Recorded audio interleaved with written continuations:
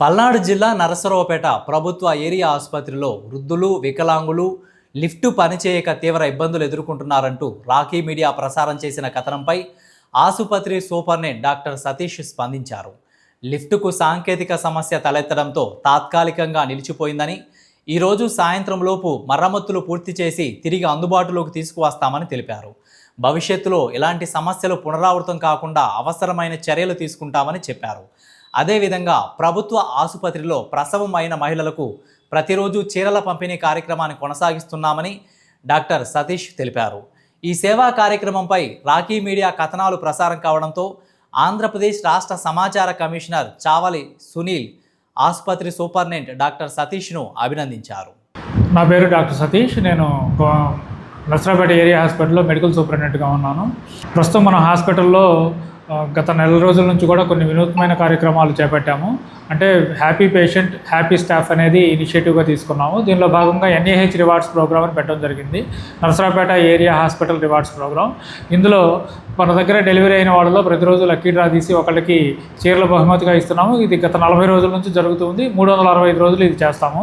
అలాగే మా స్టాఫ్లో కొంతమందిని సెలెక్ట్ చేసుకొని ఎక్కువ డెలివరీలు చేసిన వాళ్ళకి ఫ్లోరెన్స్ నైటింగేల్ అవార్డు, యూనిఫామ్ తోటి పేషెంట్స్తో ఎవరు చక్కగా ఉంటున్నారనే వాళ్ళకి నెలలో ఒకళ్ళకి secret star of the month అని ఒకళ్ళకి, అట్లాగే పారిశుద్ధ్య కార్మికుల్లో ఒకళ్ళకి clean zone of the month అని, అలాగే న్యూబార్న్ కేర్ బాగా తీసుకున్న వాళ్ళకి న్యూబార్న్ కేర్ ఛాంపియన్ అని ఈ 4 రకాల అవార్డ్స్ ప్రస్తుతం మనం ఇస్తూ ఉన్నాము. ఇది ప్రతి నెలా జరుగుతుంది మన హాస్పిటల్లో.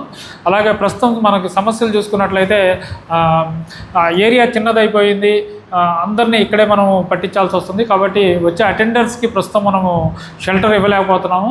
కానీ నిన్న గౌరవ ఎమ్మెల్యే గారు దృష్టికి దీన్ని తీసుకొచ్చినప్పుడు మంత్రివర్యులతో మాట్లాడి త్వరలో మన దగ్గర మినిస్టర్ గారి ప్రోగ్రాం ఉంటుంది, ఆ ప్రోగ్రాం రోజు మాట్లాడి వీలైనంత వరకు ఒక షెడ్ని అటెండర్స్కి ఏర్పాటు చేద్దామని అన్నారు. అలాగే తాగునీరు అనేది ప్రస్తుతం మనం కింద ఆర్ఓ ప్లాంట్ పెట్టి అక్కడ నుంచి వాటర్ సప్లై చేస్తున్నాము. అలా కాకుండా 3 ఫ్లోర్లలో కూడా water facility, drinking water facility ఉండేట్టు చేయాలని ప్లాన్ చేస్తున్నాము. అలాగే ఇంకా సమస్యల విషయానికి వచ్చినప్పటికీ మనకి డ్రైనేజీ ప్రాబ్లం కొంత ఉంది. అట్లాగే బిల్డింగ్ కరోనా టైంలో కొద్దిగా హడావిడిగా ఉండటం వల్ల అక్కడక్కడ లీకులు ఉన్నాయి. వాటిని కూడా సరి చేయించడానికి నిన్న ఏఈ గారికి మా డీసీహెచ్ఎస్ మేడం గారి ద్వారా ఎస్టిమేషన్స్కి పెట్టాము. వాళ్ళు ఎస్టిమేషన్స్ డీసీహెచ్ఎస్ మేడం గారికి ఇచ్చున్నారు. అవి కూడా మనం పై అధికారులతో మాట్లాడుతున్నాము. సాధ్యమైనంత త్వరగా ఇవన్నీ చేయిస్తాము. గడిచిన 4 రోజుల నుంచి మన లిఫ్ట్ కొద్దిగా ప్రాబ్లం ఇచ్చింది. డయాలసిస్ పేషెంట్లు ప్లస్ వృద్ధులు పైకి 3rd ఫ్లోర్లో ఉంటుంది కాబట్టి వాళ్ళు గర్భవతులు కూడా కొంత ఇబ్బంది పడుతున్నమాట వాస్తవము. వాళ్ళని ర్యాంప్ ద్వారా, వీల్ చైర్లు, స్ట్రెచెస్ ద్వారా తీసుకెళ్తున్నాం ప్రస్తుతము. మనకు వస్తున్న సమాచారం ప్రకారం లిఫ్ట్ మెయింటెనెన్స్ వాళ్ళతో మాట్లాడుతున్నాం ఎప్పటికప్పుడు. ఈరోజు నైట్కి లేదా రేపు ఉదయానికి కూడా మన లిఫ్ట్ రెడీ అవుతుంది. కాబట్టి జరిగిన చిన్న ఇబ్బందికి మేము మా పేషెంట్లందరినీ కూడా క్షమించమని అడుగుతున్నాము.